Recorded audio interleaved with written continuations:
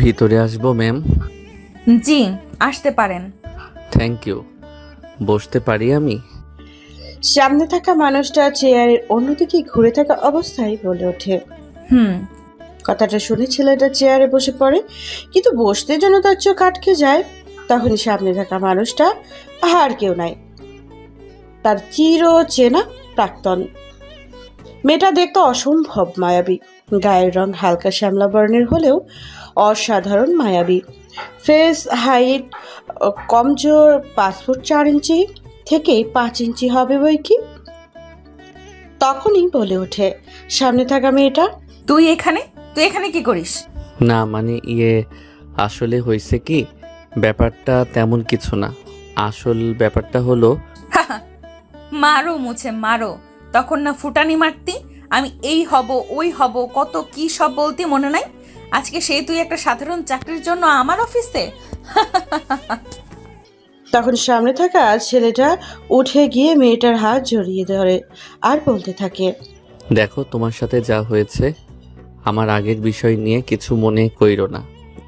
আমার একটা চাকরির খুব দরকার, খুব দরকার। কম করে হলেও 15টা ইন্টারভিউ দিছি, কিন্তু সব জায়গায় আমি ব্যর্থ। তাই বাধ্য হয়ে কোম্পানিতে। থাক, আর বলতে হবে না। আসলে দুঃখের সাথে বলতে হচ্ছে, আমরা তো অ্যাকাউন্টিং ম্যানেজার পোস্টে অলরেডি একজনকে নিয়ে নিচ্ছি, এখন আর কাউকে নিতে পারবো না। প্রিয়াঙ্কার বাচ্চা যত রাগ সব আমার উপরে। তুই দেখা সমস্যা না, কিন্তু আমার চাকরিটা খুবই দরকার। প্লিজ মনটা নরম করো। বাসায় আমার অসুস্থ মা। চাকরিটা খুবই দরকার, প্লিজ। এই ছেলে, তোর তো কথাবার্তা ঠিক নেই। বসের সাথে কিভাবে কথাবার্তা বলতে হয় জানিস না? আসছে চাকরি নিতে, একবার তুই করে বলিস, একবার তুমি করে বলিস, আমি তোর তুই লাগি। কথাটা বলে প্রিয়াঙ্কা আমাকে একটা থাপ্পড় মেরে দেয়।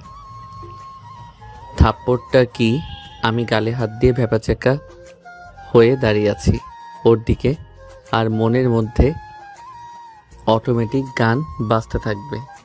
ছলো ছলো নয়নে হাসি মাখা চলনে। ধরো, এটাও তো মনে নাই। আমার দ্বারা একটা গানও হবে না। এভাবে অবাক হওয়ার কিছু নেই, তবে একটা জব দেওয়া যায় কিন্তু। কোনো কিন্তু না, যেটা হবে সেটাই আমি করব। আমার কোম্পানিতে পিওন পোস্টে একটা লোক লাগবে, কিন্তু সেখানে যোগ্য লোক দরকার, যাতে কথাবার্তা শুনে, যা অর্ডার করা হয় ভালোভাবে পালন করে। আমি করব। আপনাকে তো এই জব দেওয়া সম্ভব না, আপনার কথাবার্তাই ঠিক নাই। আপনার পরিবার আপনার শিক্ষা দেয় নাই, অফিসে বসের সাথে কিভাবে কথা বলতে হয় জানেন না। এটা আমার প্রথম চাকরি, তো এর আগে ওইভাবে আর কোথাও করা হয়নি। দেখেন, চাকরির একটা শর্ত থাকে, যেটাকে বলে গাইডলাইন রুলস। আপনার বেতন হবে 10,500 টাকা। ডিউটি সকাল 8টা থেকে সন্ধ্যা 6টা। কোনো মিস দেওয়া চলবে না। একদিন বাদ দিলে আপনার বেতন থেকে টাকা কাটা হবে। জি, আমি রাজি। সিগনেচার করেন এই জায়গায়। শাওন কাগজটা হাতে নিয়ে পড়তে থাকে। সে দেখে ওখানে 5 বছরের এগ্রিমেন্টের চুক্তি। ওখানে 5টা রুলস লিখে দেওয়া আছে। 1, কোনো কারণে কোনো অবস্থায় সে এই কোম্পানি থেকে যেতে পারবে না 5 বছর পুরনো হওয়ার আগে। 2, সে যদি কোনো কারণে কোম্পানি থেকে যায়, জব ছেড়ে তার বিরুদ্ধে আইনগত ব্যবস্থা নিতে পারবে। 3, সে চলে গেলে নিজের ইচ্ছায় এটা বদৌলতে 10 বছরের জেল খাটতে হবে। 4, কোনো অবস্থাতেই তার বেতন বাড়বে না এবং অফিস মিস দিলে বেতন কাটতে থাকবে। 5, কোম্পানির ম্যাম যা বলবে সেটা যে বা যেখানেই হোক, কোম্পানির বাইরে বা ভেতরে, সে মানতে বাধ্য থাকবে। আজব ব্যাপার, এটা আবার কেমন নিয়ম? এইসব আবার কোনো নিয়ম হলো নাকি? আমাদের কোম্পানির এটাই নিয়ম, কাজ করলে করেন, না করলে ফুটেন। জি, আমি রাজি। এরপর আমি সিগনেচারটা করে দিলাম। আগামীকাল থেকে আপনার জয়েনিং, এখন গো। ম্যাম, একটা কথা বলতাম। না মানে, আজব ব্যাপার, বেয়াদবের মতো এত হেয়ালি না করে বলতে পারছেন না? আমি কিছু টাকা অ্যাডভান্স করতেন আমার খুব উপকার হতো। আর আমি তো এগ্রিমেন্ট লেটারে সিগনেচার করে দিলাম। চাইলেও তো এখান থেকে যেতে পারবো না। দয়া করে যদি। কথাটা শুনে প্রিয়াঙ্কার মনটা নরম হলো। এই যে এখানে 5,000 টাকা আছে, বাকিটা মাস শেষে। টাকাটা নিয়ে শাওন প্রিয়াঙ্কার হাত চেপে ধরে তারপর একটা চুমু দিয়ে বলতে থাকে, থ্যাংক ইউ সোনা পাখিটা। বেয়াদব কোথাকার, এক্ষুনি তোকে আমি অফিস থেকে বের করে দিব। তুমি যে চাইলে আমাকে আর বের করতে পারবে না। কথাটা বলে শাওন প্রিয়াঙ্কার দিকে একটা চোখ মারে, তারপর সে ওখান থেকে চলে যায়। আর এইদিকে আরে ভাই রে ভাই, আমি ভাবতাম ওরে আমি আমার জালে ফাঁসাবো, এখন তো দেখছি কাহিনীটা উল্টো হয়ে গেল। বজ্জাত পোলা আমারে 3 বছর জ্বালাইছে, এখন আমি আবার পাকনামো করে নিজের ঘাড়ে নিজেই বিপদ ডেকে আনলাম। হায় রে, তবে ও আমাকে চেনে না। ওরে আমি এমন খাটাবো যতটা পরিমাণ মানুষ একটা কুত্তারাও খাটায় না। এভাবে প্রিয়াঙ্কা নিজে নিজে ভাবতে থাকে। অন্যদিকে শাওন ওখান থেকে বের হয়, মানে অফিস থেকে, সোজা ফার্মেসিতে চলে যায়, গিয়ে কিছু ঔষধ কেনে, তারপর বাসার উদ্দেশ্যে রওনা দেয়। এই ব্যস্ত নগরীতে গরমে যেখানে এক পা হাঁটা কষ্টকর, সেখানে শাওন পা দিয়ে হাঁটতে থাকে শুধুমাত্র কিছু টাকা ভাড়া বাঁচানোর জন্য। জীবনে প্রতিটা মানুষের জীবনে এমন কিছু সময় আসে যে তারা খুব করে 5 টাকার মর্ম বুঝে যায়। 10 টাকা তো দূরের কথা, এই 10 টাকা 5 টাকা বাঁচানোর জন্য তারা 5 মিনিট 10 মিনিট কেন 15 মিনিটও হাঁটতে দ্বিধাবোধ করে না। এটাই বাস্তবতা। আর এই শিক্ষাগুলো সারা জীবন থেকে যায়, মানুষ চাইলেও ভুলে যাইতে পারে না। কি রে বাবা, আসছিস তুই? হ্যাঁ আম্মু। আব্বু কই? এই তো শুয়ে আছে। বাবা, তোমাদের আর টেনশন করতে হবে না, আমি একটা চাকরি পেয়েছি। বেতন শুরুতে একটু কম হলেও আমরা দিব্যি খুব ভালোভাবে থাকতে পারবো। আলহামদুলিল্লাহ, তাই যেন হয়। আমি জানি তোমাদের এখানে থাকতে অনেক কষ্ট হচ্ছে, আমি বা কি করব বলো? আমারও তো হাত পা বাঁধা, আমারও তো ইচ্ছে করে তোমাদেরকে আগের মতো ওই জায়গায় ওই পরিবেশে নিয়ে রাখতে, কিন্তু তা কি আর সম্ভব? কিছুদিন কষ্ট করো, দেখো তোমরা একদিন আমাদের সব কষ্ট দূর হয়ে যাবে। আর তোমার ছেলেটা এখন চাকরি করে, একটা জব করে, দেখিও আমাদেরও দিন ঘুরবে। আরে না বাবা, আমাদের কষ্ট হবে কেন? দেখ আমরা কত ভালো আছি। এই কি আসার সময় এত বাজার করলি? এত খাবার আমরা কি 3 জনে খেতে পারবো? মায়ের কষ্ট লুকানো দেখে শাওন আর নিজেকে আটকে রাখতে পারে না। সে মাকে ধরে কান্না করতে থাকে আর মনে মনে ভাবতে থাকে যে মা একটা সময় এত এত বাজার, এত এত খাবার ফ্রিজের এক কোণায় ফেলে রাখতো, সে আজকে ছোট্ট এক ব্যাগ বাজার দেখে এমন করে। আরে পাগল ছেলে, এমন করিস কেন?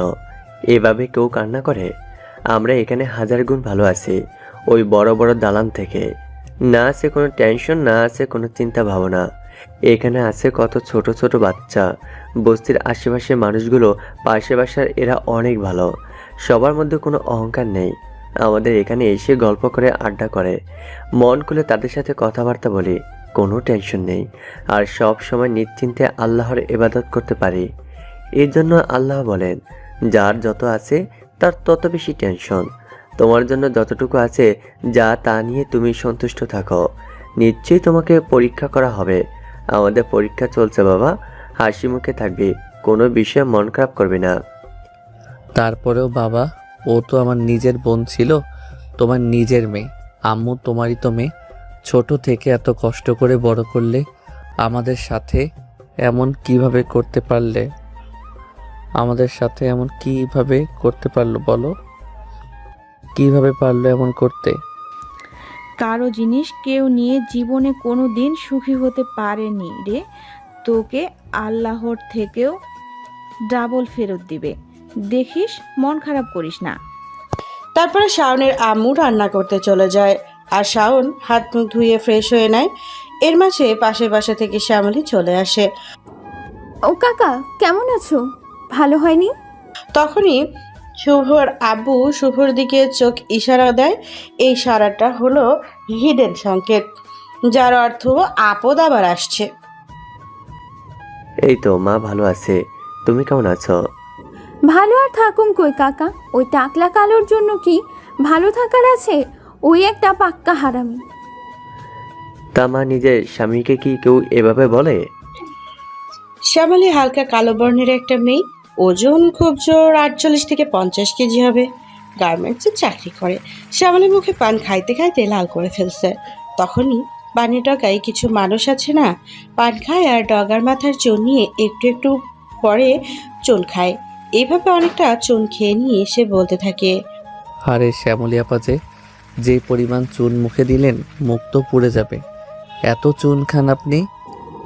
ভাই আমাদের গরিব মানুষের আবার মুখ মুখ তো না, মনে হয় ধান ভাঙার হলার চুন, এটা ওইটা যাই দিয়ে একেবারে হলার হয়ে চলে যাবে। এইখানে এইসব বাঁচাবাচি নেই। আপা আপনিও না পারেন, আপনার সাথে কথাই জীবনে কেউ পারবে না। আজ আমরা এই জায়গায় না আসলে গরিব মানুষের মন কখনোই বুঝতাম না। তার মুখে যাই বলুক, ভেতর থেকে তারা কতটা নিঃস্বার্থভাবে পরোপকারী, এদের মন সত্যি অতুলনীয়। শ্যামলীকে দেখ, চাচি অসুস্থ বলে রান্না করতে চলে গেল। কথাটা বাবা তুমি সত্যি বলছো? আসলে এরা মনের দিক থেকে অনেক ভালো।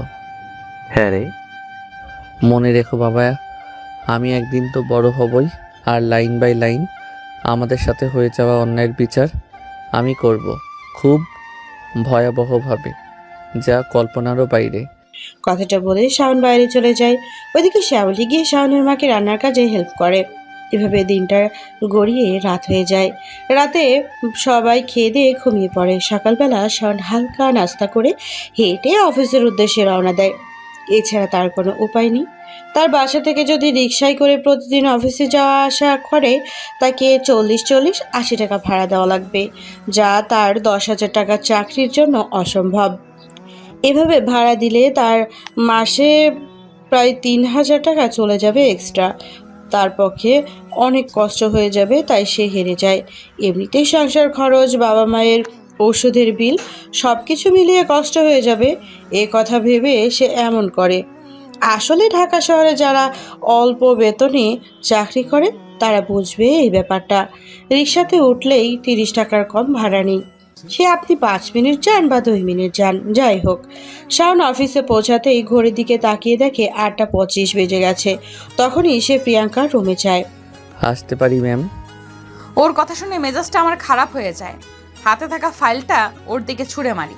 তারপর বলতে থাকি, বেয়াদপের বাচ্চা, তোর বাপের বাড়ি এটা, যখন ইচ্ছা তখন আসবি। তোর তোর অফিস কয়টায়? 8টা। বাজে কত? 8:25। 25 মিনিট তোর বাপের জিনিস? বের হয় এখান থেকে ছোট লোকের বাচ্চা। তখন আমি ভালোভাবে ওর দিকে তাকালাম, দেখি ফাইল মাথায় লেগে ওর কপালে একটু কেটে গেছে। ও আমার দিকে মিষ্টি একটা হাসি দিয়ে চুপচাপ রুম থেকে বেরিয়ে যায়। ব্যাপারটা আমার কাছে খারাপ লাগে। এইভাবে করা কি ঠিক হয়েছে? ঠিকই আছে, নির্লজ্জটা আমাকে 9টা মাস কম কষ্ট দেয় নাই। ওর পা পর্যন্ত ধরা বাকি ছিল। একটা রাস্তার কুত্তাও মনে হয় কোনো কিছুর জন্য এমন করে না, কিন্তু তাও আমার কথা শুনে নেই। সেই দিন কতগুলো মানুষের মাঝে আমাকে ছেড়ে চলে যায়। ওর সাথে তো আরো খারাপ ব্যবহার করা উচিত আমার। কি ব্যাপার, অফিসে নতুন নাকি? জি। আপনি আর কোম্পানি পাননি, মানুষ দায় পরে কোম্পানিতে চাকরি করে, কুত্তার চেয়েও খারাপ ব্যবহার। যাই হোক, কি আর বলবো, আস্তে আস্তে বুঝে যাবে। আমি চুপচাপকে পাশের একটা ডেস্কের পাশের চেয়ারে বসে পড়লাম, মাথা নিচু করে আছি। তখনই বেল বাজলো। আমি অফিস রুমের ভিতরে ঢুকলাম। আমাকে দেখে একটা মেয়ে বলে উঠল, একটা ব্ল্যাক কফি দিবেন, চিনি কম দিয়ে। আচ্ছা। তারপর আমি কফি বানাতে চলে যাই। জীবনে ওইভাবে কফি বানাইনি, তারপরও ইউটিউব দেখে দেখে বানালাম। তারপরে অফিসের ওই মেয়েটার কাছে নিয়ে গেলাম। আপনি কি নতুন? জি, আমি এখানে নতুন কাজে এসেছি, মানে পিয়ন। তা বলিনি, এটা আমি জানি যে আপনি এখানে নতুন কাজে এসেছেন। তবে আপনার কফিটা খেয়ে মনে হচ্ছে যে আপনি নতুন কফি বানাইছেন। এর আগে ওইভাবে কফি বানাননি। জি ম্যাম, কোনো কি সমস্যা? আরে পাগল, চিনির পরিবর্তে লবণ দিয়েছেন কেন? এই যা মান সম্মান শেষ। সরি ম্যাম, আসলে দেন, আমি এক্ষুনি ঠিক করে আনছি। না থাক, তবে কফিটা দারুণ লাগছে, নতুন টেস্ট, লবণ কফি। হা হা হা। আপনাকে দেখে মনে হয় আপনি কোনো শিক্ষিত পরিবারের ছেলে, বা শিক্ষিত হতে পারেন। তবে আপনি এখানে পিয়ন পোস্টে, ব্যাপারটা আসলে না ম্যাম, আসলে আমি খুব একটা শিক্ষিত পরিবারের ছেলে না। খুব গরিব পরিবারের একটা ছেলে। অনেক চাকরি খুঁজছিলাম কিন্তু পাইনি। কিন্তু মোটামুটি পড়ালেখা জানি। তবে চাকরি না পেয়ে বাধ্য হয়ে এখানে এই জবটা করতে বাধ্য হই। বাসায় অসুস্থ বাবা মা, সব মিলিয়ে আমার আর উপায় ছিল না।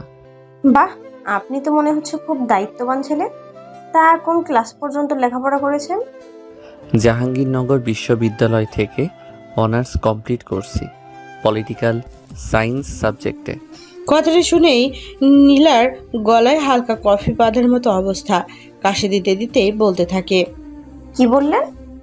জি, যা শুনছেন তাই। আপনি এমন একটা এডুকেটেড ছেলে হয়ে পিওনের চাকরি করছেন? ব্যাপারটা অবিশ্বাস্য। বাই দ্য ওয়ে, আমি যতটুকু শুনেছি আমাদের ম্যাম নাকি জাহাঙ্গীরনগর ইউনিভার্সিটি থেকে উনিও পলিটিক্যাল সায়েন্সে পাশ করেছেন। আপনি কি চেনেন তাকে?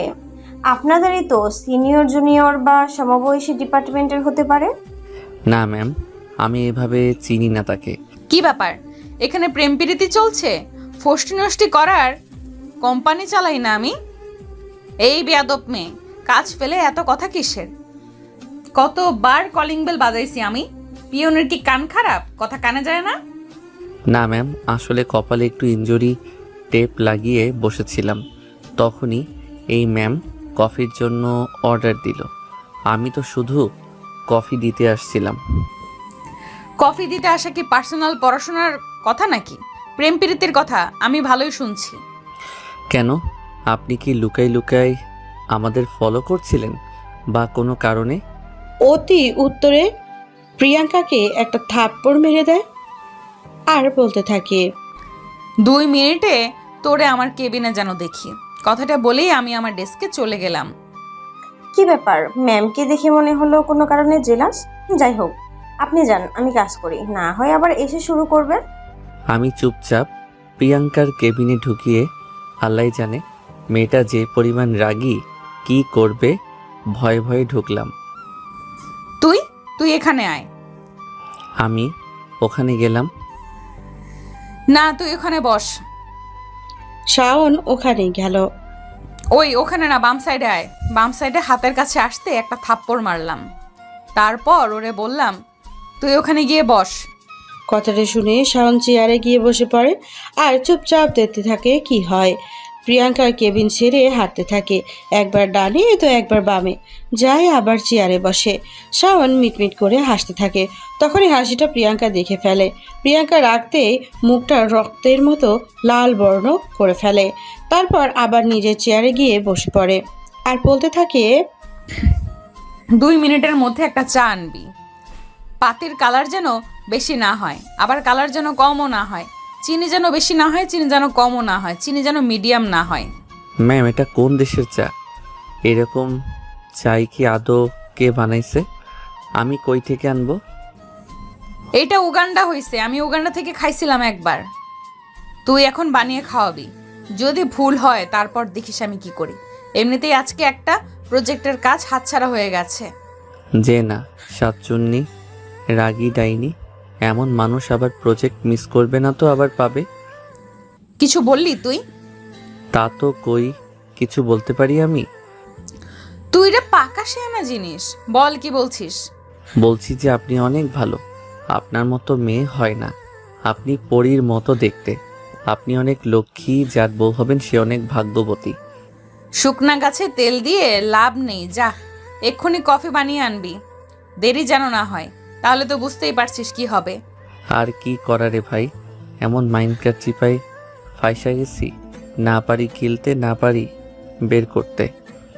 যাই হোক, কারণ এক্সের কোম্পানিতে আর কোনো দিন চাকরি করতে যাইয়েন না কেউ, তাহলে এই অবস্থা হবে।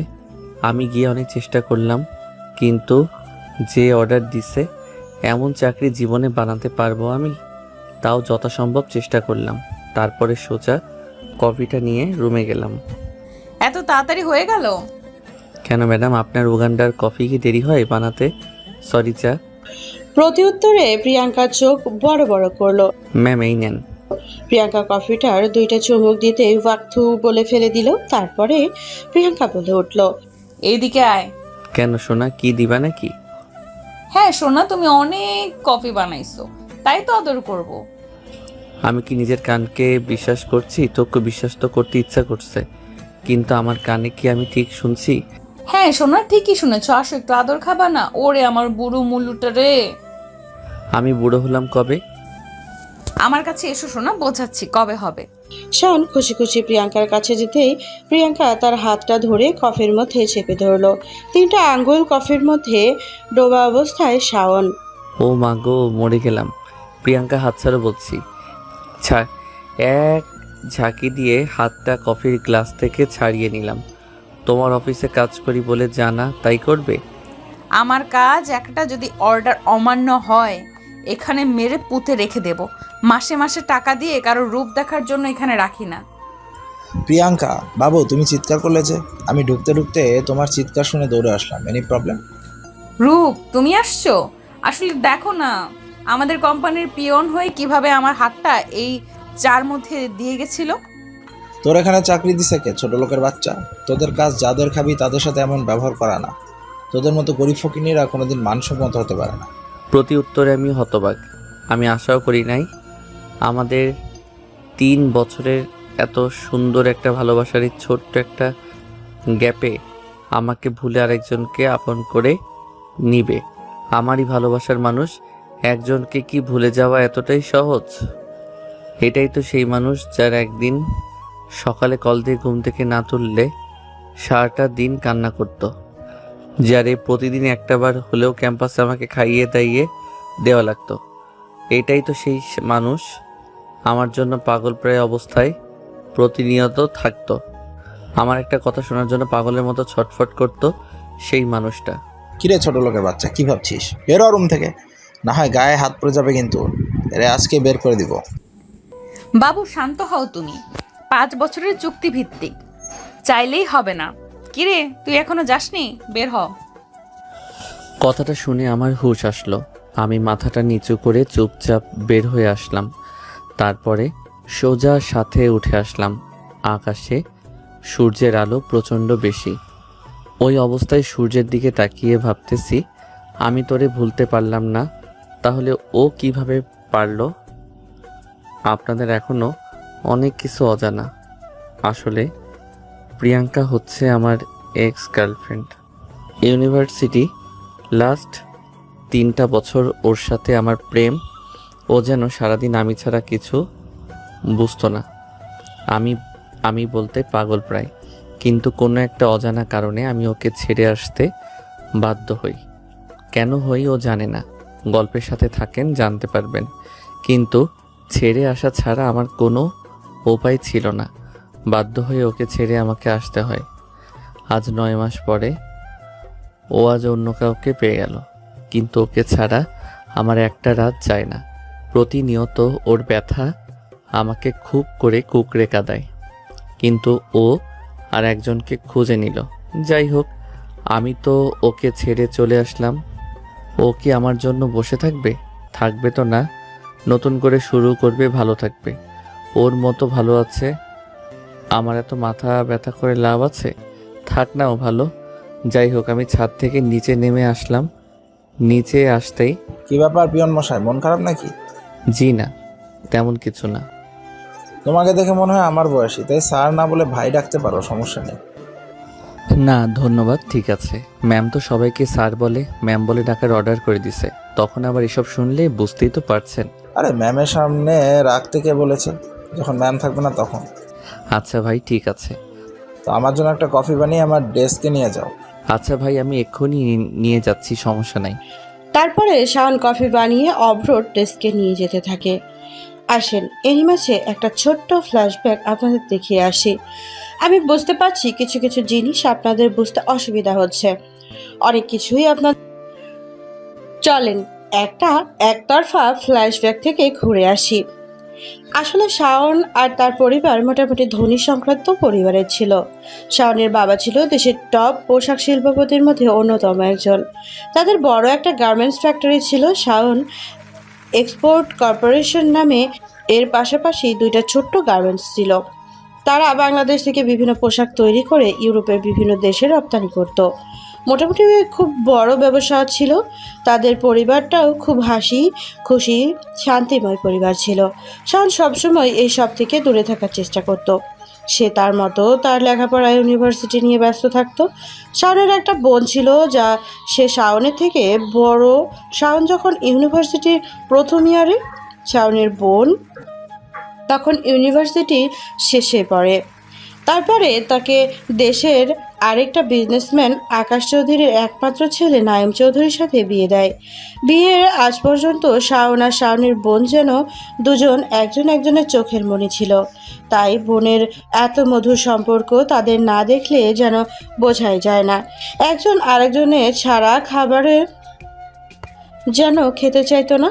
এরই মাঝে বিয়ের প্রথম একটা বছর বেশ ভালোই ছিল। বিয়ের 1 বছর পর শাওনের বোন তো তার শ্বশুর বাড়িতে থাকতো। এদিকে শাওন তার ইউনিভার্সিটি নিয়ে ব্যস্ত। পাবলিক ইউনিভার্সিটিতে ক্লাস করাই লাগবে, না হয় ইনকোর্স মার্ক দিবে না, তাই তাকে ইউনিভার্সিটিতে থাকতে হতো। এরই মাঝে শাওনের বাবা একদিন অসুস্থ হয়ে যায়। তাই এত বড় ব্যবসা শাওনের বাবার পক্ষে দেখা অসম্ভব হয়ে যায়। তখন তাদের ব্যবসার মধ্যে শাওনের দুলাভাই ঢোকে। সবারই বিশ্বাস ছিল শাওনের দুলাভাই আর শাওনের বোন তাদের নিজেরই মানুষ। কিন্তু 1.5 বছর না যেতেই তাদের বোনের যেন চেহারা বদলাতে থাকে। একদিন একটা এক্সপোর্টের ডিল ফাইনালের কাগজ বলে শাওনের বোন আর শাওনের দুলাভাই শাওনের আব্বুর থেকে অনেকগুলো পেপারে সিগনেচার নেয়। ওইটার মাধ্যমে শাওনের আব্বুর 3টা গার্মেন্টস যত ব্যবসা প্রতিষ্ঠান ছিল শাওনের দুলাভাই নিজের নামে করে নেয়। নাইম চৌধুরী কিন্তু শাওনের বোন জানতো যে শুধু গার্মেন্টস, সেই ব্যবসা যেমন আছে তেমনি থাকবে, শুধু গার্মেন্টসগুলো তার নিজের নামে করতে হবে। সানজিদা চৌধুরী তাই মনে করেছিল, কিন্তু নাইম চৌধুরী তার বউয়ে লোক দেখায়, তার নামে করার কথা বলে সব নিজের নামে করে নেয়। তারপরে তাদেরকে বাসা থেকে বের করে দেয়। সানজিদা চৌধুরী তার ভাই বেশি ভাবে বলে হিংসা থেকে নিজের নামে সব কিছু করতে গিয়ে আজ তার বাবা মাকে রাস্তায় নামিয়ে দিল। কিন্তু শাওনের বাবার নাম 2টা অ্যাকাউন্ট ছিল ব্যাংকে। শাওনের বাবা মনে করেছিল সব হারালো তার টাকা দিয়ে সব আবারও ঘুরে দাঁড়াবে, কেননা ওই সময় তার ব্যাংকে 200 কোটি টাকার উপরে ছিল। কিন্তু সে ভালোভাবে গিয়ে ব্যাংকে খোঁজখবর নিয়ে দেখে ওই টাকাটাও তারা বুদ্ধি করে তার অ্যাকাউন্ট থেকে সরিয়ে নিয়েছে। তারা আর উপায় না পেয়ে শাওনকে নিয়ে চলে আসে। কষ্টে দুঃখে ক্ষোভে যেখানেই যায় মানুষ বলে নিজের মেয়েই তাদের সাথে এমন করলো। তাই তারা একটা নিরিবিলি স্থানে, যেখানে কেউ তাদের চেনে না, একটা জায়গায় চলে আসে। কারণ তখন সবেমাত্র ইউনিভার্সিটি শেষ করবে এমন অবস্থা। সে ফাইনাল এক্সাম দিয়ে যখন রেজাল্টের জন্য অপেক্ষা করছে তখন ঘটে এমন অবস্থা। রেজাল্টের পেয়ে অনেকগুলো জায়গায় চাকরির জন্য ট্রাই করছে, কিন্তু কোথাও সম্মতির লক্ষণ পায়নি। এটা বাংলাদেশ। আপনার যতই ভালো রেজাল্ট থাকুক না কেন, যতই ভালো থাকুক না কেন, আপনার ভালো রেফারেন্স না থাকলে আপনার জব হবে না, ঘুষ দেওয়ার মতো টাকা লাগবে না, হয় ভালো চাকরি পাবেন না। এমন তো বিসিএস এর প্রশ্নতেও টাকা দিয়ে কিনতে পাওয়া যায়। এটাই বাংলাদেশ। উপায়ান্তর না পেয়ে লাস্টে একটা কোম্পানিতে অ্যাকাউন্টিং ম্যানেজার পোস্টে চাকরির জন্য যায়, কিন্তু তার অবস্থা এতটাই করুণ ছিল, প্রচুর পরিমাণে টাকার দরকার ছিল। তাই সে পিয়নের চাকরি করতেও রাজি হয়ে যায়। বাকিটা তো আপনারা জানেনই। যখন শাওনের জীবনে এইভাবে ঝড় বয়ে যাচ্ছে, তাই সে বাধ্য হয়ে তার ভালোবাসার মানুষটাকে ছাড়তে বাধ্য হয়, কেননা তার অনিশ্চিত জীবনে সে এখন আর কাউকে জড়াতে পারবে না। অনেক ভেবেচিন্তে দেখে তার জীবনে আসলে প্রিয়াঙ্কার অনেক কষ্ট হবে, সে মানিয়ে নিতে পারবে না। তারপর সে প্রিয়াঙ্কাকে নিজের বিষয়ে ভুল বুঝিয়ে ছেড়ে চলে আসে। এক বুক ভরা কষ্ট নিয়ে ফ্ল্যাশব্যাক শেষ। যাই হোক, আশা করি ছোট্ট একতরফা ফ্ল্যাশব্যাকে আপনারা অনেক কিছুই বুঝতে পারলেন। তো চলুন প্রজেক্ট শুরু করা যাক। ভাই আপনার কফি। এই তো এখানে রাখো। আমি কফিটা দিয়ে চলে আসলাম, তখনই আবার বেল। একে একে আরও 9 জনকে নাস্তা কফি দিলাম। সারাটা দিন 200-300 মানুষকে এভাবে কফি দিতে দিতে আমার চলে যায়। 3টা তালা বিল্ডিং, একবার উপরে একবার মাঝে একবার নিচে, দৌড়াতে দৌড়াতে আমার জীবনটা শেষ প্রায়। এর উপরে প্রিয়াঙ্কার অত্যাচার তো আছে। জীবনে এমন পরিস্থিতি আমার জীবনে আসবে তা অকল্পনীয় ছিল। আজ বাস্তবতা আমাকে এমন জায়গায় দাঁড় করিয়েছে, আজ খুব করে চিৎকার করে কাঁদতে ইচ্ছা করে, কিন্তু পারি না।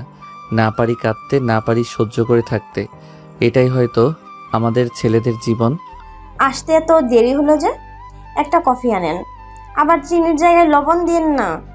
না না ম্যাডাম, এতদিনে শিখে গেছি, আর ওরকম ভুল হবে না। তবে আপনার ফেস কাটিংটা কেমন যেন চেনা চেনা লাগছে, মনে হয় যে এর আগেও টিভিতে মনে হয় দেখেছি, কি একটা শিল্প টাইপের অনুষ্ঠানে। না না ম্যাডাম, ওইটা আপনার মনের ভুল। এমন হবে কেন? আমার মতো গরিব মানুষ আবার থাকবে টিভিতে? বাবা এত বিলাসিতা। তবে আপনি কিন্তু অনেক হ্যান্ডসাম আছেন। ম্যাডাম এইভাবে বলবেন না, লজ্জা লাগে। আপনার আবার লজ্জা আছে? আমি শুনেছি মানুষের লজ্জা থাকে। আমি কি অন্য কিছু যে আমার লজ্জা থাকবে না? ম্যাডাম একটা পিয়নের সাথে এত কথা বললে আপনার মান সম্মান যাবে। তার উপরে প্রিয়াঙ্কা ম্যাডাম দেখলে তো রেগে আগুন জ্বলে যাবে। বুঝি না শাকচুনির এত সমস্যা কেন, নিজে তো সারাক্ষণ। যাই হোক, যান আপনি কফিটা নিয়ে আসেন। তারপরে শাওন গিয়ে কফি নিয়ে এসে নীলাকে দেয়। এভাবে দেখতে দেখতে বেশ 2-3 মাস চলে যায়। প্রথমের তুলনায় শাওনের উপরে যারা তখন অত্যাচার বেশি করছে প্রিয়াঙ্কা, এখন উঠতে বসতে শাওনকে অপমান করে। প্রথম প্রথম মুচকি হাসি দিয়ে প্রতিরোধ করার চেষ্টা করলেও এখন যেন তার এটা অভ্যাস হয়ে গেছে। কেননা সে বুঝে গেছে তাকে শাস্তি দেওয়ার জন্য এভাবে 5 বছরের জন্য ফাঁসিয়ে দিয়েছে। সে হাজার কষ্ট যন্ত্রণা বাস্তবতার মাঝেও নিজের লেখাপড়াটা চালিয়ে যাচ্ছে। বিভিন্ন ভালো চাকরির পরীক্ষার ইন্টারভিউ দিচ্ছে, কিন্তু বারে বার চা খাওয়ার নাস্তা খাওয়ার জন্য টাকাই চায় 15-10 লাখ। উপায় না পেয়ে শাওন ডিসিশন নেয়। না, এভাবে আর হবে না। আমাকে সিভিল সার্ভিস বাংলাদেশ বিসিএস এর জন্য ট্রাই করতে হবে।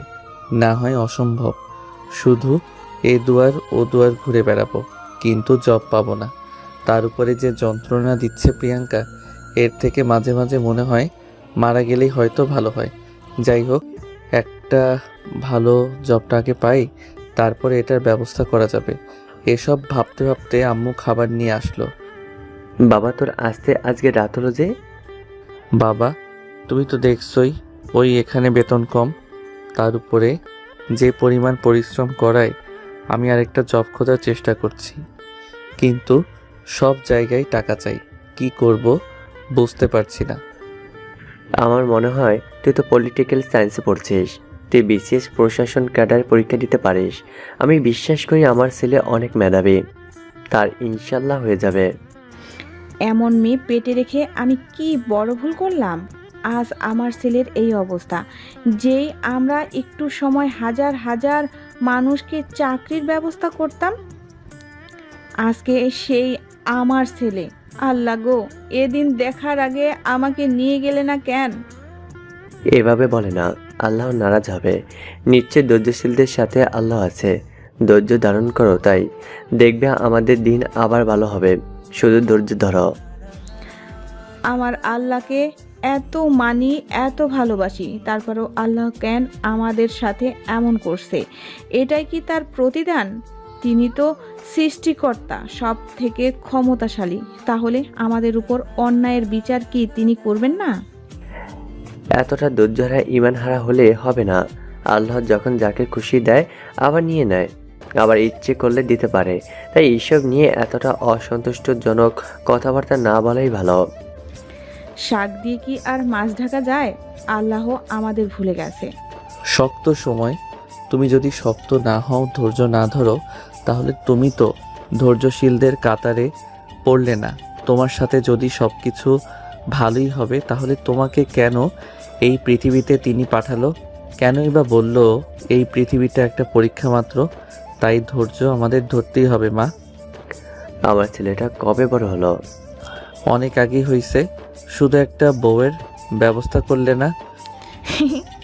হ্যাঁ, আমার ছেলেটা একদিন প্রশাসন ক্যাডার হবে, বড় অফিসার হবে। সেদিন আমার ছেলেকে ধুমধাম করে বিয়ে দিব। আমরা এখন যে কষ্ট করছি, পরে মেয়েকে নিয়ে এমন এই কষ্টের মধ্যে কিভাবে রাখবো? হ্যাঁ গো, ঠিক বলছো। আসো খাবার খেয়ে নেই। ওরে কালা টাকলা রে, তোর টাক আজ আমি ফাটাবো। বলেই পাশের বাড়ির টিনের সাথে জোরে একটা সাউন্ড হলো। ওই দেখো আবার শুরু হয়ে গেছে। তোমরা খেতে বসেও দেখি কি হলো। তারপরে শাওন আর তার বাবা খেতে থাকে। তখন শাওনের মা শ্যামলীদের বাসায় যায়। দেখছো চাচি, আজকে আবার আমাকে টাকার জন্য গায়ে হাত দিছে। আপনারা তো দেখে শিক্ষিত মনে হয় চাচি। আপনি বলেন তো, বউয়ের টাকা মানে জামাইয়ের টাকা না? এই শ্যামলী কথাটা বোঝে না। আহারে আমার রূপের পুরুষ রে, আমি কষ্ট করে টাকা আনবো আর তুমি সেই টাকা দিয়ে মদ গাঁজা খাবা না? অত গুড় আইতেছে রে। কত গুড়ে কত চাল হয় তাও আমি তোরে দেখাবো। এই তোর কপালে টিকটিকি টিকটিকি। ও মা গো, নড়িস না। কথাটা বলেই রুকমান শ্যামলীর কাছে টিকটিকি ধরা বলতে গিয়ে হাত থেকে ছো মেরে টাকা নিয়ে দৌড় মারে। আর শ্যামলী খানিকক্ষণ বকতে থাকে। শুভর মা শ্যামলীকে শান্ত করে তারপর নিজের রুমে চলে আসে। তারপরে এসে খাবার খেতে বসার সাথে সাথে গল্প করতে থাকে। এভাবে দেখতে দেখতে রাত পার হয়ে যায়। পরের দিন সকালে শুভ সব কিছু গুছিয়ে অফিসের উদ্দেশ্যে রওনা দেয়। সে বাসা থেকে বের হয়ে হাঁটতে থাকে। সে চুপচাপ রাস্তার ধার দিয়ে হাঁটতে থাকে। 8টা বাজে 5 মিনিট এসে পৌঁছায় অফিসে। সে তখনই বেল বেজে ওঠে। ম্যাডাম আমাকে ডাকছেন? কিছু লাগবে আপনার? আপনাকে দেখলাম হেঁটে আসতে, বাস বা রিক্সায় কেন আসে না? না ম্যাম, তেমন কিছু না, সমস্যা নাই, এমনি। আমি কিছু জিজ্ঞাসা করছি, বেশি প্রশ্ন করলে কি হয় আশা করি এতদিনে বুঝে গেছেন। যে পরিমাণ স্যালারি পাই ঢাকা শহরে, আব্বু আম্মু আমি 3 জন থাকতে কষ্ট হয়ে যায়। তার উপরে আব্বু আম্মুর ওষুধ খরচ, খাওয়া খরচ, তার ভিতরে যদি মাসে 3000 টাকা প্লাস মাইনাস ভাড়া লেগে যায় তাহলে আমার জন্য অনেক কষ্ট হয়ে যাবে। এসব নাটক বাদ দেন। এত কোটিপতির ছেলে আমার এখানে টাকার জন্য চাকরি করে, এইসব পাগল আমারে বোঝান? কি ধান্দা নিয়ে এখানে আসছেন বলেন? যদি মনে করেন এসব ধান্দা করে আমাকে আবার পটিয়ে ফেলবেন, তা আর কখনো সম্ভব না। ওইদিন আপনার পা পর্যন্ত ধরে আটকে রাখতে পারিনি, কিন্তু আজকে এসে আপনি পড়ে আছেন আমার জন্য। এ সকল উল্টোপাল্টা ভাবনা না করে এখান থেকে চলে যান, আপনার জন্য ভালো হবে। যতদিন থাকবেন তত বেশি কষ্ট পাবেন। Thank you your compliment. তবে ম্যাম আমি এক্সট্রিমলি সরি। আসলে আপনার চিন্তাভাবনার সাথে বাস্তবতার অনেক আলাদা। আমি এইসবের জন্য পড়ে নেই, আপনি ভুল ভাবছেন। তাই নাকি? আমি যখন রূপের সাথে কথা বলি ক্লোজলি মিশিয়ে, আপনার কষ্ট হয় না? আজব তো ম্যাম, আমার কষ্ট হবে কেন? আপনি যার সাথে ইচ্ছে মিশতে পারেন, কথা বলতে পারেন, এতে আমার বিন্দু মাত্র সমস্যা নাই। বুঝলাম, এখান থেকে যান। তারপর আমি ওখান থেকে চলে আসি। এভাবে দেখতে দেখতে আরো 2টা মাস চলে যায়। এই 2টা মাসে অনেক কিছু পরিবর্তন ঘটে গেছে। দিন দিন যেন প্রিয়াঙ্কার অত্যাচার আরো বেড়ে গেছে। কিন্তু শাওন পরিস্থিতির শিকার হয়ে মুখ বুজে তা সহ্য করে। একদিন শাওন, একটু পরে আমার কেবিনে আসো। বাব্বা, সূর্য কোন দিক থেকে উঠলো? আমি কি স্বপ্ন দেখছি? যে মানুষটা দিনরাত আমাকে কষ্ট দেওয়ার ধান্দা করে, সে আজকে নিজের মুখে এত সুন্দর ব্যবহার। এত হা হওয়ার কোনো কারণ নেই, যা বলছি তাই করো। দ্রুত কেবিনে আসো বলে আমি আমার কেবিনে চলে আসলাম। কি ব্যাপার শাওন সাহেব? ম্যাম আজকে আপনার সাথে তো ভালো ব্যাপার, বুঝলাম না ব্যাপারটা। আরে ভাই, আমি নিজেই বুঝছি না, না জানি কোন বাসটা আমার জন্য অপেক্ষা করতেছে। দেখে আসি। দেখে যেও যেন আবার বড় বাস হাতে ধরায় না দেয়। দেখা যাক। আমি প্রিয়াঙ্কার কেবিনে চলে আসলাম। আসবো ম্যাডাম? হ্যাঁ, আর পার্সোনাল কাজ আছে বুঝছো, একটু পরেই তোমার ভাইয়া আসবে। ভাইয়া মানে? বুঝতে পারলাম না ম্যাম। আরে রূপ, তোমার দুলা ভাই। অনেকটা অবাক হয়ে, ও তাই নাকি? এটা তো অনেক খুশির খবর। এত ওভার রিয়েক্ট করার দরকার নাই। মুখের ফেস দেখলে একজনের মনের ভাব বোঝা যায়। না ম্যাডাম, যেমন ভাবছেন ব্যাপারটা তেমন না। 500 টাকা নাও। আমার টাকা লাগবে না, আমি নিতে পারবো না। আমি তোমাকে নিতে বলিনি। তাহলে? সোজা দোকানে যাবা, গিয়ে প্রোটেক্টর কিনে আনবা। মানে? যা শুনছো তাই। আজকে ইমার্জেন্সি লাগবে তো আমাদের, আমি লজ্জাতে আনতে পারতেছি না। তুমি যাও, নিয়ে এসো। প্রিয়াঙ্কা তুমি ঠিক আছো? কি বলেন শুনিনি। না মানে তেমন কিছু না। ও দ্রুত যাও। আমি তো জীবনে এসব কিনিনি ম্যাডাম, আমি পারবো না। দয়া করে আপনি অন্য কাউকে দিয়ে। এইটা তোর বাপের বাড়ি না, যা বলবি তাই শোনা হবে। ভালোভাবে কথা বলছি, গায়ে লাগতেছে না? সোজা গিয়ে যা বলছি করে আয়। এরপর আমি ওখান থেকে বের হয়ে রাস্তায় চলে আসলাম। একটা ফার্মেসির দোকানে গিয়ে ঘোরাঘুরি করছি। কেমনে বলবো রে ভাই, জীবনে বলছে নাকি এক্সপেরিয়েন্স নাই। কি ব্যাপার মামা, এভাবে ঘোরাঘুরি কেন? না মানে কিছু কি লাগবে আপনার? হ্যাঁ তো লাগবে। ওই যে আছে না ফু ফু, ফুপু দিয়ে কি বললেন বুঝলাম না। ওই যে হাওয়া হাওয়া ফুলে ফুলে। আরে মামা বুঝতেছি না, বুঝিয়ে বলেন। আর ওই যে বাচ্চারা ফু দিলে ফুলে ওইটা। তো মাথা খারাপ করেন না তো, এখান থেকে যান। এমনিতে আছে আরেক যন্ত্রণায়। নিজের ভালোবাসার মানুষ অন্যের লাগে নাকি কি করবে, তার জন্য আমাকে দিয়ে উল্টাপাল্টা কিনেছে। আমি হাসবো না কাঁদবো ভাই বুঝতেছি না। কি ব্যাপার, চুপ হয়ে গেলেন কেন? আরে ওই যে বাচ্চারা খেলা করে ফু দিলে ফুলে ওইটা। ও বুঝছি বুঝছি, বেলুন নাকি? মামা আপনি পাক্কা শেয়ানা, নতুন নাকি? চুপ, এত কথা কি বলতে বলছে আপনাকে? যা বললাম তাই করেন। কপিস লাগবে, কি ফ্লেভার? এই মরছি আরেক জায়গায়। এখন কি বলি, উল্টাপাল্টা নিয়ে গেলে যদি রাগ করে। কি মামা চুপ কেন? মামা 2টা লাভ বেলুন দেন, আর 2টা এমনিতেই নীল কালার দেন। এ নিন, 30 টাকা দিলেই হবে। কি মনে করছিস প্রিয়াঙ্কার বাচ্চা, আমিও কম শেয়ানা না। দেখ কি করি। তারপর আমি বেলুন নেই, সোজা অফিসে চলে আসি। দেখ আমাকে কষ্ট দিছিলি না, তোরে এমন জ্বালানো জ্বালাবো, এমন কষ্ট দেওয়া দেব, মাগার কোনো দিন চোখ ফেরাইতে পারবি না। নর্মাল ডোজে কাজ হচ্ছে না, আলট্রা প্রো ম্যাক্স দিতে হবে। এসব মনে মনে আমি ভাবছি, তখনই আমার টেবিলের উপরে থাবা দিয়ে শাওন বলে উঠল, এই যে আপনার প্রোটেক্টর, কোথায় সাজাতে হবে বলেন, আমি ফুলে বেঁধে দিচ্ছি। আমি অনেক সুন্দর সাজাতে পারি। ওই পিয়নের বাচ্চা, তোর এত বড় সাহস, তোরে আমি আনতে বলছি? তোরে আমি কি আনতে বলছি আর তুই কি আনছিস? ম্যাম আমি যা বুঝি তাই আনছি। কথাটা শুনে প্রিয়াঙ্কা তার চেয়ার থেকে উঠে শাওনের শার্টের 2 কলার ধরে বলতে থাকে, অনেক সে আনা না, ভাঙবি তবু মচকাবি না। ম্যাম এইভাবে করলে পিছন থেকে কেউ এসে পড়লে ভাববে যে আপনি আমাকে চুম্মা দিচ্ছেন। যে মানুষ বলা বলি করবে ম্যাডাম একটা পিয়নকে ধইরা চুম্মা দেই, আপনার মান সম্মান চাঙ্গে উঠে যাবে। তখন আমি ওর কলারটা ছেড়ে দিলাম। তোরে তো আমি দেখে নিব শাওনের বাচ্চা। কেন, সোনা পাখিটার কাছ থেকে কি দেখো না তুমি? একটু কাছে আসবো, দাও দাও, এই জায়গায় একটা চুমু দাও। তোর বাবা মা তোকে কিসের হাড় দিয়ে তৈরি করছে রে? এত অপমান করে কষ্ট দিয়ে তাও তোর গায়ে লাগে না? আমি নিজেকে নির্লজ্জ ট্যাগ দিয়েছি। এখন থেকে আমি নিজে নির্লজ্জ গান গাইতে থাকি। আই মিন মনে মনে। চলো সোনা পাখি একসাথে গান গাই। আমার ঘুম ভাঙাইয়া গেল রে প্রিয়াঙ্কা ময়না রে। সব কাহিনী শুনে প্রিয়াঙ্কার মনে মনে ভাবতে থাকে, কি ব্যাপার, পোলাই কি সব বুঝে ফেললো নাকি? কি সোনা পাখি অবাক হলে?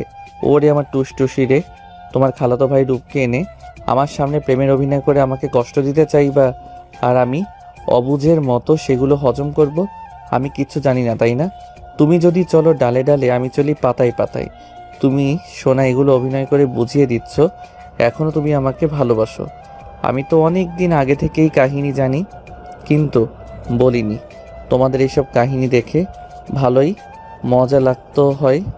ওরে হিটলার রে। প্রিয়াঙ্কার কথাটা বলে ডান হাতের আঙ্গুলটা উঁচু করে ধরতে বলতে থাকে, মনে রাখিস, তুই যদি পাতায় পাতায় চলতে পারিস তাহলে আমি বাতাসে বাতাসে চলবো। তখনই শাওনের হুশ করে প্রিয়াঙ্কার আঙ্গুলে একটা চুমু দিয়ে দেয়। ওরে বাবারে, মরে গেলাম।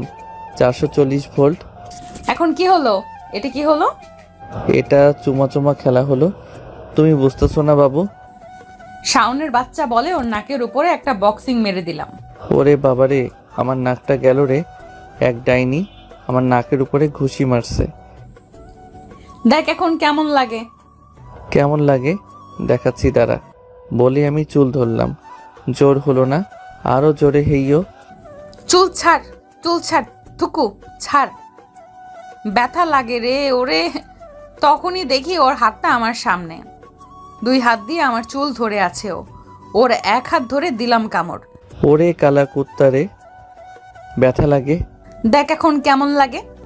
এরা এদিকে মারামারি করতেছে, এরই মাঝে রুমের মধ্যে জোরে সাউন্ড শুনে পাশের কেবিন থেকে নীলা উঠে আসে কি হয়েছে দেখার জন্য। ম্যাম, কিসের সাউন্ড হলো? এই সরি আস্তাগফিরুল্লাহ। কথাটা শুনে প্রিয়াঙ্কা আর শুভ দুজনকে ছেড়ে দেয় আর বলতে থাকে, কি হচ্ছে কি এখানে? সার্কাস চলতেছে? কারো রুমে আসতে গেলে নক করে আসতে লাগে, জানিস না? আর এই তোর কত বড় সাহস আমার চুল ধরছিস? বলে ঠাস ঠাস করে 2টা থাপ্পড় মেরে দিলাম। নীলা, পুলিশকে কল দাও। আসলে আমি ম্যাম বুঝতে পারিনি, হইচই শুনে আমি দৌড়ে আসি। দয়া করে ম্যাম, পুলিশকে কল দিবেন না। ঘটনাটা অ্যাক্সিডেন্টলি হয়েছে। আমি আসলে চাইনি এমন কিছু হবে, কিন্তু হয়ে গেছে। প্লিজ, এই মুহূর্তে আমার একটা কিছু হলে আমার পরিবারকে। বেয়াদপের বাচ্চা, মিথ্যা নাটক সাজানো বন্ধ করবি? তোরে 2 দিন সময় দিলাম, এখান থেকে চলে যাবি। তোর মতো মিথ্যাবাদী, নির্লজ্জ, বেহায়া কুত্তা, লুচি, ইন্দুর, বিচি ঝালের বুটি, তেঁতুলের চাটনি, বেহায়া ছেলে আমি আর জীবনও 2টা দেখিনি। এই মেয়ে, তুই হাসলি কেন? ম্যাম, এমন ডায়াবেটিস মার্কা বকা আমি জীবনেও শুনি নাই, মজা ছিল। একটা থাপ্পড় মারবো বেয়াদব, এখান থেকে যা। তারপর নীলাম মিটমিট করা হাসতে হাসতে নিজের কেবিনে চলে যায়। তখনই প্রিয়াঙ্কা বলে ওঠে, দেখো শাওন, শুধু শুধু এখানে থেকে আমার মেজাজ খারাপ করবে না তুমি। অনেক কষ্ট দিয়ে চেষ্টা করলাম, তোমাকে এখান থেকে আমি বের করতে পারলাম না। দয়া করে তুমি এখান থেকে চলে যাও। আমি এগ্রিমেন্টের লেটারটা নষ্ট করে দিচ্ছি, দাবি রাখবো না। এখন এত বড় একটা কাহিনী হলো, কালকে অফিসের সবাই জানবে। এখন আমাদের নিয়ে হাসাহাসি করবে, বলবে শেষমেশ ম্যামের একটা পিওনের সাথে। দেখো প্রিয়াঙ্কা, তুমি ভালোই জানো আমার সিচুয়েশন থাকলে আমি অনেক আগেই চলে যেতাম, কিন্তু আমার কিছু করার নেই। আমার হাত পা ব্যথা। আজও কি মিথ্যা কথা বলা শুরু করলে? ওই দিন যেভাবে মিথ্যা বলে আমাকে ছেড়ে দিলে। দেখো, আমি কোনো এক্সপ্লেইন করতে চাই না। আমি শুধু চাই আমাকে শান্তি মতো এখানে কাজ করতে দাও।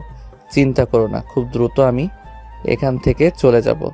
কিন্তু এখন আমার এখান থেকে যাওয়ার পরিবেশ নেই। এখন এখান থেকে যাও। ঠিক আছে মিথ্যাবতী। এই কে মিথ্যাবাদী? তুই মিথ্যাবাদী, তোর 14 গোষ্ঠী মিথ্যাবাদী, তোর খালু মিথ্যাবাদী। বেয়াদব, যা এখান থেকে যা। না মানে মুখ ফসকে।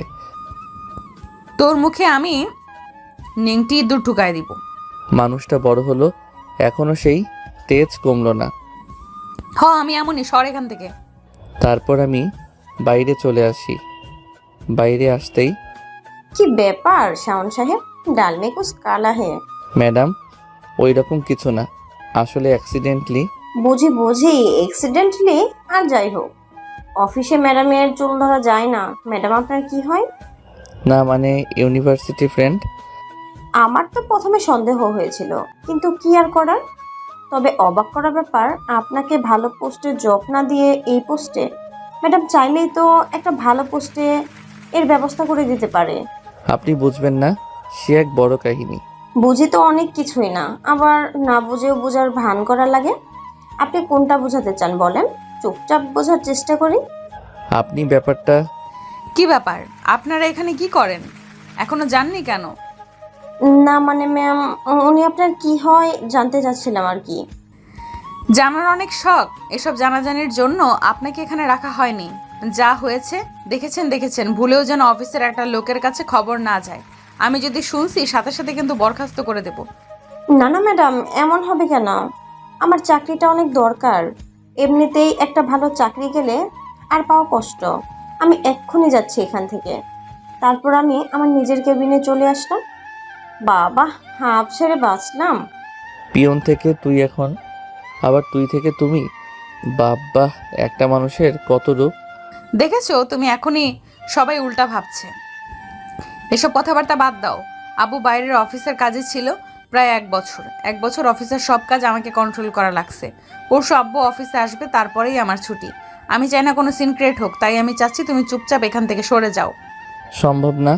অতি উত্তর না দিয়ে প্রিয়াঙ্কা ওখান থেকে চলে যায়।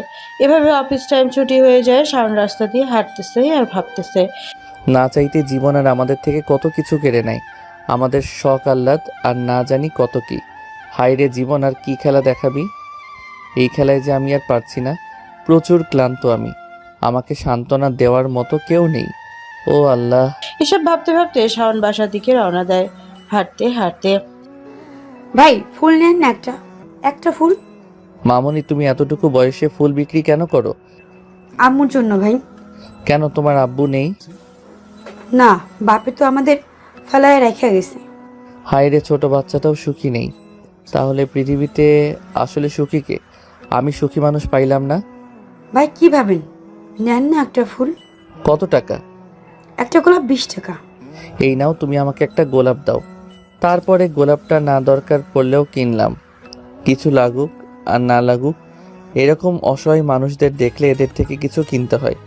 আপনার প্রয়োজন না হলেও আপনার কেনাটা তার প্রয়োজন মেটায়। তারপর বাসার উদ্দেশ্যে রওনা দিলাম। একটু পরে বাসায় পৌঁছে গেলাম। বাসায় ঢুকতেই দেখি শ্যামলীর মার সাথে গল্প করে। কি গো ভাই, গোলাপ ফুল কে দিছে? চাচি দেখছেন, আপনার পোলারেও গোলাপ ফুল দেয় মায়ারা। আরে শ্যামলী আপু, ব্যাপারটা এমন না। বুঝি বুঝি ব্যাপারটা কেমন আমরা। কি হয়েছে রে, ফোনটা কই পাইলি? আসলে আম্মু আসার সময় রাস্তায় একটা ছোট বাচ্চারে ফুল বিক্রি করতে দেখছিলাম, তাই বাচ্চাটার উপহার হবে ভেবে একটা ফুল কিনি আর আম্মুর জন্য। তাই নাকি? তাহলে তো আমি অনেক ভাগ্যবতী একটা মা। দে দে, ফুলটা অনেক সুন্দর রে। এতদিন শুনতাম মায়ারা ছেলেদের ফুল দেয় আর পুরুষ প্রেমিক মায়া প্রেমিকাকে ফুল দেয়। এখন তো দেখি ভাই আপনি আপনার মায়ের জন্য ফুল আনছেন। এটা কি নতুন ফ্রেন্ডস? ফ্রেন্ডস মানে বুঝলাম না। ওই যে কিছুদিন পরে পরে ফেসবুকে ইউটিউবে একটা ঘটনার পর একটা ঘটনা ভাইরাল হইলে ওইটাই তো ফ্রেন্ডস বলে। আর ওইটা ফ্রেন্ডস না, ট্রেন্ড বলে। ওই একই হইল, যা লাও তাই কটু। এ মাইয়া, তুই এত কথা কই পাস? আরে চাচি, আপনি জানেন না, পাশের বাড়ির রম্বিনা খালা ওরে বুক কইতাম, ওরে জাত লজ্জায় মইরা যাই। সি সি সি, কথা কত কথা জানে, একটু হায়া পর্দা লজ্জা নাই। এদের এই কাহিনীর মধ্যে থাকলে ভাই আমি পাগল হয়ে যাব। যাই, ফ্রেশ হয়ে আসি। যাই হোক, আজকে মায়ের ছোট্ট ফুল পাওয়াতে যতটা খুশি দেখলাম, আগে কখনো লাখ টাকার গিফটেও এমন খুশি হতে দেখি নাই। এই জন্যই বলে সন্তানের ছোট উপহার ও মায়ের কাছে আকাশ পরিমাণ সমতুল্য। তাই আপনার মা বাবা বেঁচে থাকলে ছোট ছোট জিনিস পছন্দ অনুসারে দিতে পারেন। একদিন আপনিও অনেক টাকার মালিক হবেন, কিন্তু ওই দিন এই টাকা খরচ করার জায়গা থাকবে না। খুব ইচ্ছা করবে তাদের জন্য কিছু করার, কিন্তু আফসোস তারা থাকবে না। হয়তো তাদের ওসিলায় কিছু অসহায় মানুষকে খাওয়াতে পারবেন, কিন্তু তারা যে এক্সপেকটেশন নিয়ে আপনাকে বড় করছে সেটা অপূর্ণতায় জর্জরিত থাকবে। তাই নিজের জায়গা থেকে ছোট হোক অল্প হোক তাদের মনের ইচ্ছাগুলো বোঝার চেষ্টা করবেন, নিজের সামর্থ্য অনুযায়ী দেওয়ার চেষ্টা করবেন। সেটা 5 টাকা হোক কিংবা 2-10 টাকা হোক, এই জিনিসটার পরিমাণ আপনার বাবা মায়ের কাছে এক আকাশ পরিমাণ হবে। আসলেই অনেক খুশি হয়। বাবা মা তার সন্তানের থেকে খুব বড় কিছু চায় না। ওই বৃদ্ধ বয়সে একটু সঙ্গী হবে, নাতি নাতির সাথে একটু খেলা করবে, তার ছেলে মেয়ে শেষ বয়সে তার পাশে থাকবে। এর বাইরে একটা বৃদ্ধ বাবা মার চাওয়া পাওয়ার থাকে না। খুব সীমিত হয়তো বা থাকতে পারে, কিন্তু আফসোস আমরা 10-20 হাজার টাকা দিয়ে বিড়াল কিনে পালতে পারি, কিন্তু ঠিকই পাশের ঘরের বাবা মাকে বৃদ্ধাশ্রমে পাঠিয়ে দেই। এটাই ট্রেন্ড। তবে আফসোস লাগেনি? আপনি তাহলে কেন বিড়ালের পেট থেকে হলেন না? কেন আপনার মায়ের পেট থেকে হলেন? আপনার তো 20-25 বছর পর্যন্ত তারা আপনার পেছনে কুত্তার মতো পরিশ্রম করে বড় করলো, কিন্তু কি দিন শেষে পশু পাখি পালন করার টাকা হয়, বাবা মায়ের ঔষধ কেনার টাকা হয় না। এটাই স্মার্টনেস, এটাই আধুনিক সমাজ বলে আমরা হাস্যকর ধিক্কার জানাতে ইচ্ছা করে, খুব করে ঘৃণা জানাতে ইচ্ছা করে এই সমাজ ব্যবস্থার উপরে। মনে রাখবেন, প্রতিটা মানুষই তার কৃতকর্মের ফল ভোগ করবে। আজকে তারা বৃদ্ধ, যেভাবে আপনার মনে পড়বে সেই দিন নাকি স্কুল লাইফে ছিলাম, আজকে কত বড় হয়ে গেলাম, কিছুদিন ব্যবধানে আপনিও আপনার বাবা মায়ের জায়গায় গিয়ে বলবেন, আরে সেই দিন না ওই জায়গায় ছিলাম, আজকে বৃদ্ধ হয়ে গেলাম। তাই যা করবেন অনেক ভেবেচিন্তে, জীবনে একটা সুন্দর যদি আমরা করতে পারি। গল্পে ফেরা যাক। শাওন ফ্রেশ হয়ে এসে খাবার খেতে যেই ঘুরতে যাবে তখন কিরে শাওন, তোর পড়ালেখা কি হলো? বাবা, পড়ালেখা তো চলে, তবে এত কাজের মধ্যে তো ওইভাবে আর হচ্ছে না। সামনের সপ্তাহে তো বিসিএস প্রিলিমিনারি। বাবা আমি বলি কি, আপাতত তুই চাকরিটা ছেড়ে দে। আমি ওই মোড়ে একটা না হয় কোনো ঝালমুড়ি বা কোনো দোকান নিয়ে বসি, যা হবে কোনো রকম চলে যাবে আমাদের। তাছাড়া তো কিছুদিন পর তোর চাকরি হয়ে যাবে। প্রত্যুত্তরে শাওন তার বাবার দিকে হাঁ করে তাকিয়ে আছে, অনেক সময় চুপ থাকে।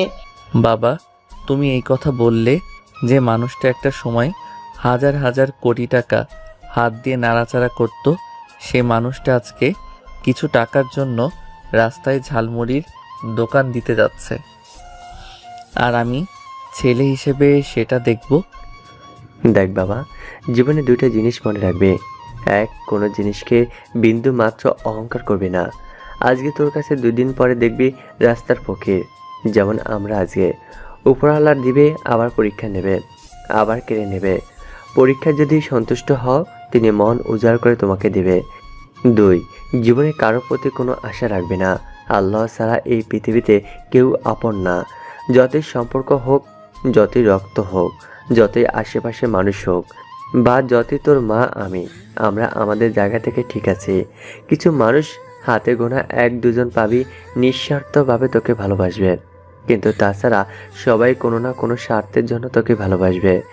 দিন শেষে যখন সেটা আর পূরণ হবে না বা দেওয়ার সক্ষমতা তোর থাকবে না, তখন তাদের আস্তে আস্তে আসল চেহারা বের হবে। তাই কারোর ওপর কোনো আশা রাখবে না, বিন্দুমাত্র এক্সপেকটেশন রাখবি না, কারো কাছে ভালো হওয়ার চেষ্টা করবি না। তুই চাইলেও নিজের গায়ের রক্ত চামড়া কেটে দিলেও ভালো হতে পারবি না। মনে রাখবি, মানুষ যত সময় তোকে ব্যবহার করতে পারবে তার কাছে তুই ভালো, যখনই তার সাধ্যমতো না পড়বে তুই খারাপ। তাই 2 লাইন কোনোদিন বলবি না। ঠিক বলছো বাবা, কিন্তু আমি বেঁচে থাকতে আমার বাবাকে আমি এগুলো করতে দিব না। তার একটা ছেলে আছে, সেটার মা বাবার দায়িত্ব নিতে জানে। তোকে নিয়ে আমার আজ গর্ব করতে ইচ্ছে হয়। তোর মতো একটা ছেলে যেন প্রতিটা মা বাবা পায়, তাদের জীবন তাহলে আর কোনো কিছু অভাব থাকবে না। কেননা পৃথিবীর সব থেকে যে দামি জিনিসটা তাদের কাছে থাকবে। বাবা, কাঁদিস না বাবা, দেখিস আল্লাহ একদিন তোর দিকে মুখ তুলে তাকাবে, তোর হতাশা দূর হয়ে যাবে। তাই যেন হয় গো। মাঝে মাঝে তোমার এই আল্লাহর প্রতি এত অটল বিশ্বাস দেখে আমি অবাক হয়ে যাই। আল্লাহ তোমাকে কতটা ভালোবাসে। আমিও যেন সব সময় তোমার মতো এরকম থাকতে পারি, হতে পারি। আল্লাহ যা করে ভালোর জন্য, কোনো না কোনো দিক থেকে হয়। দেখো, আগে আমাদের কত টেনশন থাকতো, এইটা ওইটা, কিন্তু আজকে তো আমরা খেতে পারছি, ঘুমাতে পারছি, ওষুধ খেতে পারছি, কিন্তু সেই টেনশন আছে আর নেই তো। তাহলে এত অভিযোগ করতে যেও না। যে সম্মান নিছে সেই সময় মতো দিয়ে দেবে ইনশাল্লাহ আব্বু। তারপরে তারা বিভিন্ন গল্প করতে করতেই ঘুমিয়ে পড়ে। এরপরে আরও একটা দিন চলে যায়। এতদিন পর কি ব্যাপার, আজকে সবাইকে এখানে ডাকলে যে? রঞ্জন দা, আজকে তো মনে হয় বড় স্যার আসবে। তাহলে যাক বাবা, এই ম্যাডামের হাত থেকে তো বাঁচা যাবে। একদম দাদা, জ্বালাইয়ে পুড়াইয়ে মারছে। তো সবাই কেমন আছেন? আশা করি ভালো। আজকে সবাইকে এই জায়গায় ডাকার একটাই উদ্দেশ্য। আপনারা জানেন বিগত 1 বছর আমি নিজের সর্বোচ্চ দিয়ে দায়িত্ব পালন করেছি। হয়তো এর মধ্যে কোনো রুড বিহেভিয়ার কারোর সাথে হয়েছে বা হয়নি, তবে অফিসের সব কিছু ঠিক করার জন্য এমন কিছু করতে আমি বাধ্য ছিলাম। আশা করি ব্যাপারটা আপনাদের কাছে all clear. So I hope you are all happy. So আজকে আমার সাথে আমার সম্মানীয় বাবা সাহাব চৌধুরী আছেন। আমি তার কাছে সব দায়িত্ব বুঝিয়ে এখান থেকে সরে যাচ্ছি। আশা করি আপনারা আমার উপর কোনো অসন্তুষ্টি রাখবেন না। না না ম্যাডাম, আপনার মতো মানুষ কি হয়? লাখে একটা। স্যার অনেক ভাগ্য করে আপনার মতো মেয়ে পেয়েছে। বাবা, এমন মেয়ে কি হয় সহজে? ভাই দেখেন, তেল মারা শুরু হয়ে গেছে প্রমোশনের জন্য। একটু আগেই নিচ থেকে খারাপ বললো, আর এখন আর কত কিছু দেখবো, দেখার নাই শেষ। ধন্যবাদ রঞ্জক তোমাকে। আশা করি আমার মেয়ে সব কিছুই ঠিকঠাক পালন করেছে। সে অনেক দায়িত্ববান একটা মেয়ে।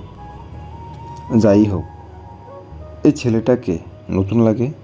জি না মানে তোমাকে কোথায় যেন দেখেছি মনে পড়ছে না? খুব চেনা চেনা লাগছে তোমার মুখটা। না না স্যার, চিনতে যাবেন কেন? হয়তো কখনো রাস্তায় দেখতে পারেন বা কোনো জায়গায়। না না, তোমার মুখটা অনেক মনে পড়ে না ঠিক। ও মনে পড়ছে, তুমি না শিল্পপতি শফিউল্লাহর ছেলে, যার বাড়ি ব্যবসা সব কিছুই তার জামাই নিজের নামে লিখে নিয়েছে। শফিউল্লাহ তো একদিন মিটিংয়েই তোমার ছবি দেখাইয়াছিল আমাকে। সবাই ব্যস্ত, তাই তোমাকে আর দেখা হয়নি সামনাসামনি। তোমার বাবা কোথায়? অনেক খুঁজছি, কিন্তু ওই সবার পরে তো উধাও। না না, ভুল ভাবছেন, আমি তো উনি নই। বাবা মিথ্যা বলছে, ওর নাম শফিউল্লাহ। আরে হ্যাঁ, আমি জানি তো, ও তো শফিউল্লাহর ছেলে। ও জাহাঙ্গীরনগর ইউনিভার্সিটিতে পড়েনি? হ্যাঁ বাবা। বিষয়টা আউট অফ কন্ট্রোল দেখে শাওন ওখান থেকে দৌড়ে বের হয়ে যায়। এই ছেলে কই যাও? দাঁড়াও বলছি, দাঁড়াও। কে শোনে কার কথা? শাওন এক দৌড়ে বের হয়ে যায়। তারপর ওই বাবা আমি না তোমার কথা বুঝলাম না, একটু খুলে বলবে কাহিনীটা কি? আরে কিছুদিন আগে। তারপরে সমস্ত ঘটনা প্রিয়াঙ্কা তার বাবাকে খুলে বলে। কি বলছো তুমি? এসব মাথা ঠিক আছে তোমার? আরে ঠিক আছে, তুই তো নিউজ টিউজ দেখতেই চাস না, এসব খবর রাখবি কই থেকে? কতগুলো টিভি চ্যানেলের ব্যাপারে নিউজ করলো না? তখনই প্রিয়াঙ্কা ফোন হাতে নিয়ে চ্যাট জিপিটিতে এর ব্যাপারে সার্চ দেয়। সাথে সাথে সেই উত্তরে যা পেল অবাক হয়ে গেল।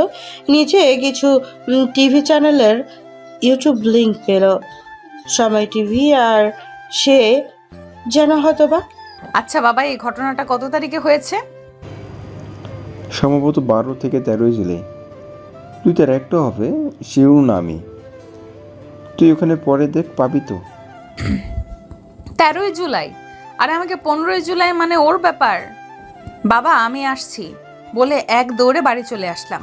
পাগলের মতো হন্য হয়ে শুভকে খুঁজতে লাগলাম, সাথে ড্রাইভার সহ আরো 2 জনকে লাগাই দিলাম খুঁজতে। এতদিন নাকি ভুলটাই না বুঝেছি আমি। পাগলটারে কত কষ্ট দিছি, কিন্তু ও আমার ভালোর কথা ভেবে নিজে এত বড় স্যাক্রিফাইস করে গেল। আর আমি দিনের পর দিন কিনা অত্যাচারটাই করেছি, সেটা মুখ বুজে সব সহ্য করে গেল। না, ওকে আমাকে খুঁজে বের করতেই হবে। শাওন, ওই শাওন কই তুমি? অন্যদিকে কি হলো ব্যাপারটা? দেশের টপ বিজনেসম্যানের ছেলে আমাদের কফি চা টানতো। ঠিক হয়েছে, চাকরির জন্য একবার গিয়েছিলাম, অযোগ্য বলে নেয়নি। আজকে তার ছেলে আমাদের চা টানছে। রঞ্জন ভাই, আপনার মন এত ছোট? ছি। তো যাই হোক, এই ব্যাপারটা এখানেই ক্লোজ। যে যার কাজে যাও, মন দিয়ে কাজ করো। আসলেই কিছু মানুষ অযোগ্য থাকলে নিজেকে রঞ্জনের মতো ছোট লোক পরিচয় দেয়। আমরা কখনো এমন ক্যারেক্টারের অন্তর্ভুক্ত হব না। আমরা এখন মানুষের অন্তর্ভুক্ত হব, যা হবে সব দিক দিয়ে পারফেক্ট, যাতে কথা কখনো আটকে না যায়।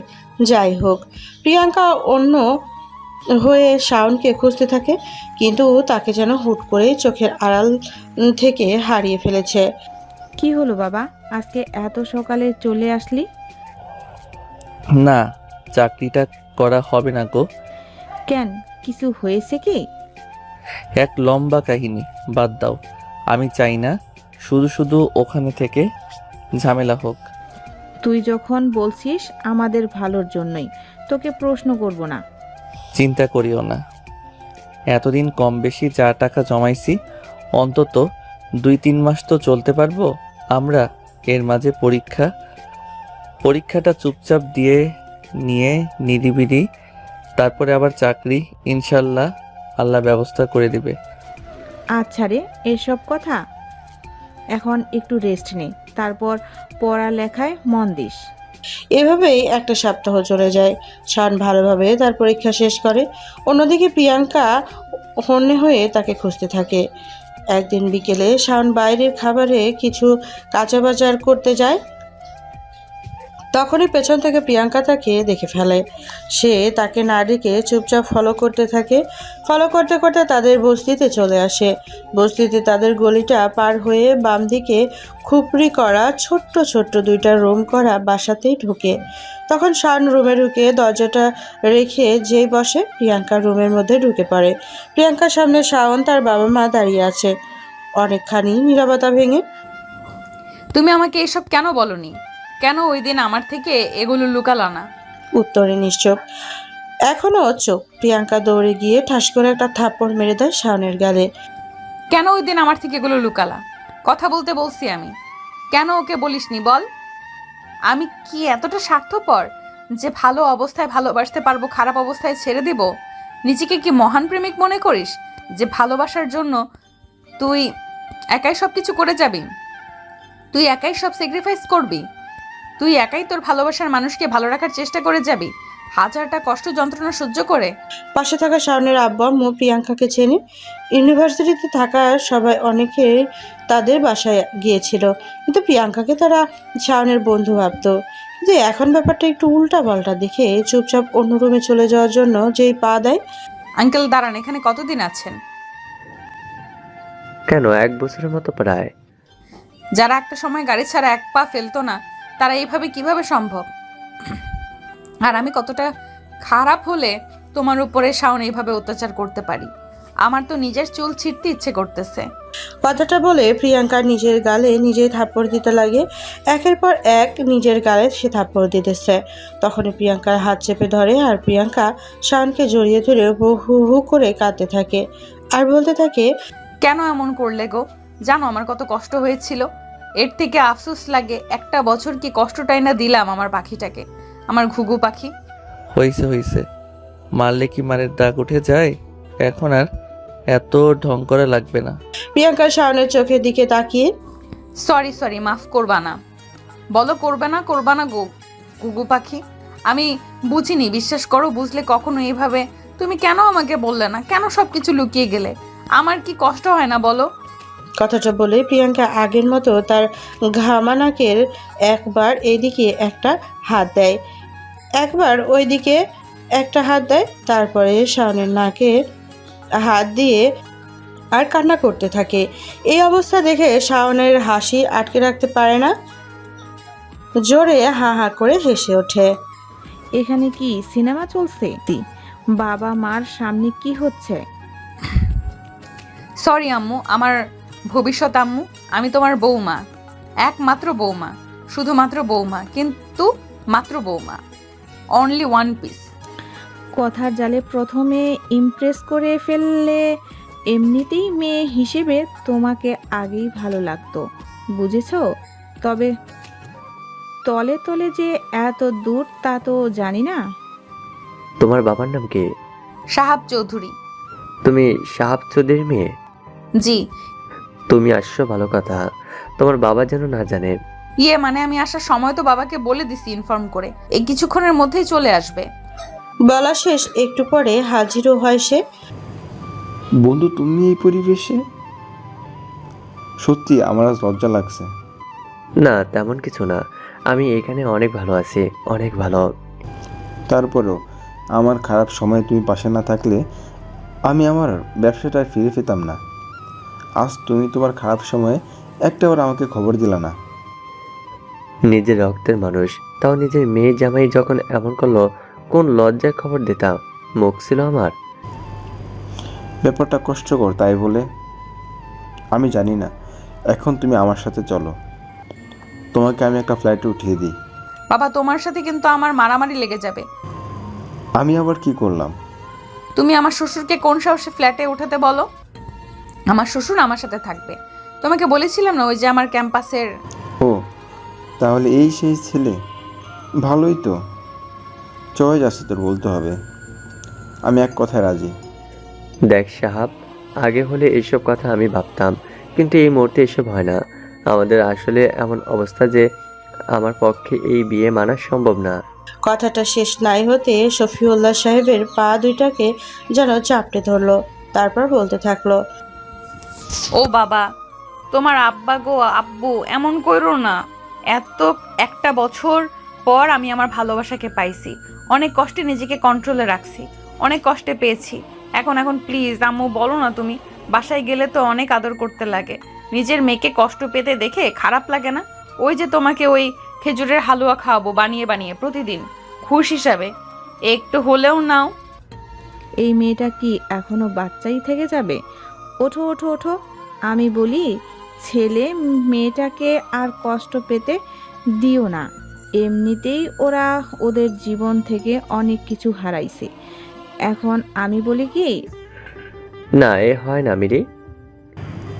আর কথা না বন্ধু, হাতটা দু হাত দিয়ে চেপে ধরে বললাম, আমার মেয়ের জন্য তোর ছেলে যোগ্য। আর যেই ছেলের পিতা এত ভালো হতে পারে, আমি বিশ্বাস করি সেই ছেলেও অনেক ভালো হবে। আমার আজকে এই জায়গায় আসার সম্পূর্ণ ক্রেডিট তোর। প্লিজ মেনে নে, তুই কষ্ট পেতে দিস না।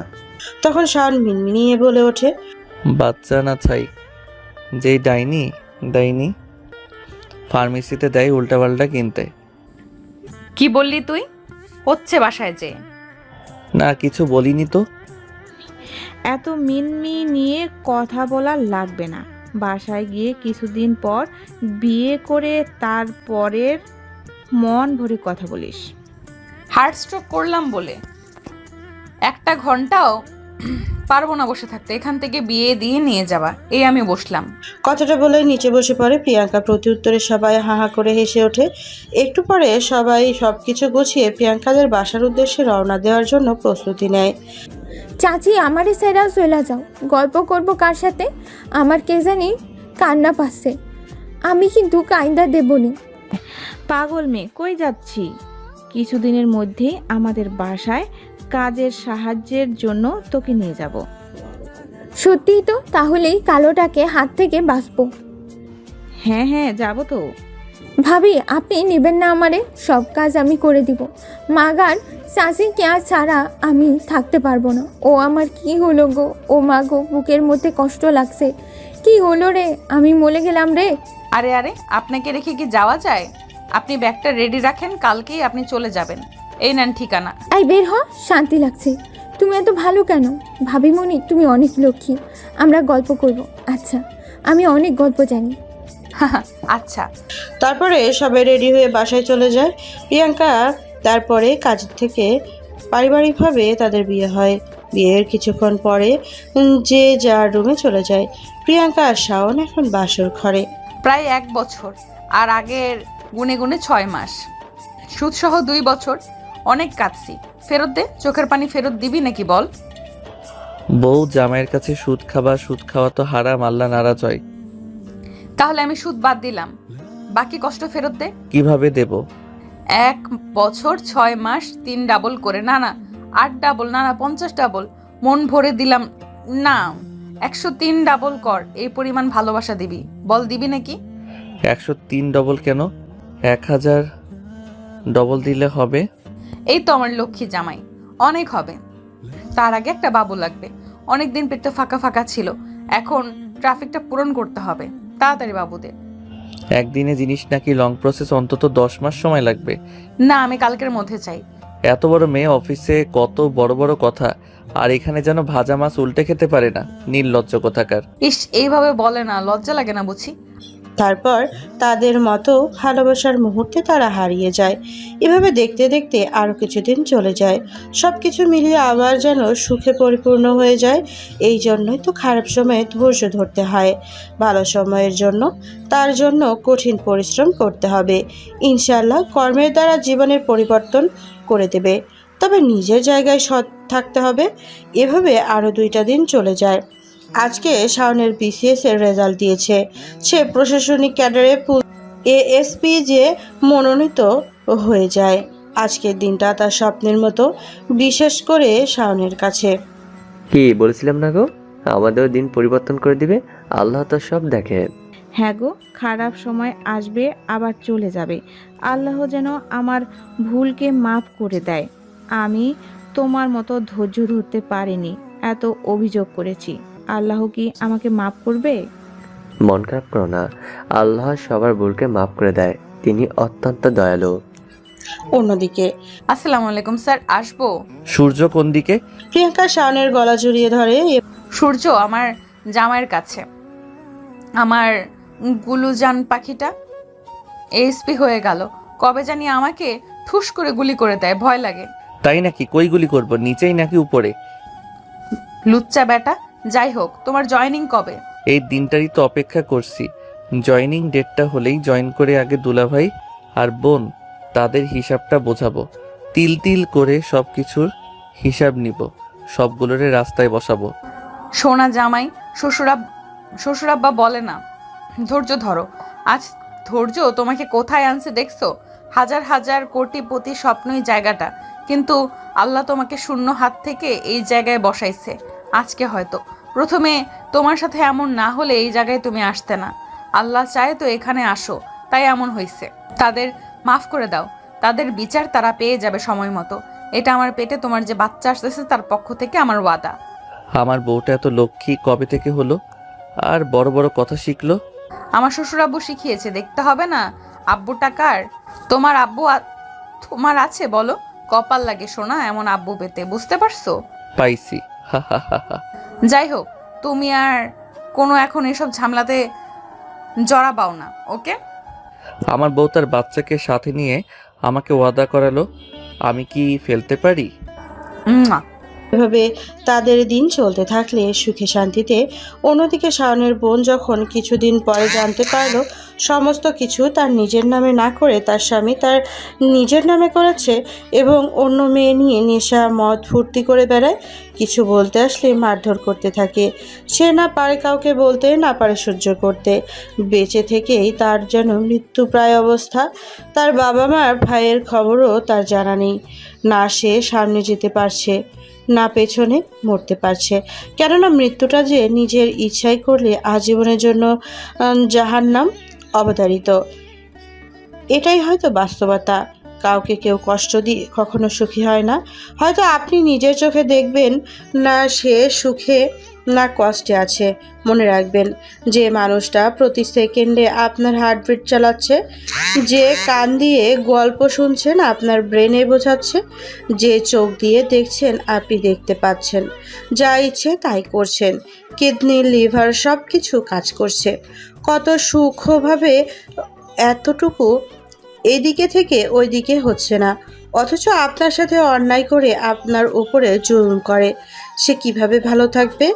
আপনার প্রতি আল্লাহ যদি এত দায়িত্ববান হন, তাহলে ওই জায়গায় তিনি কে দায়িত্ব ভালো হবেন না?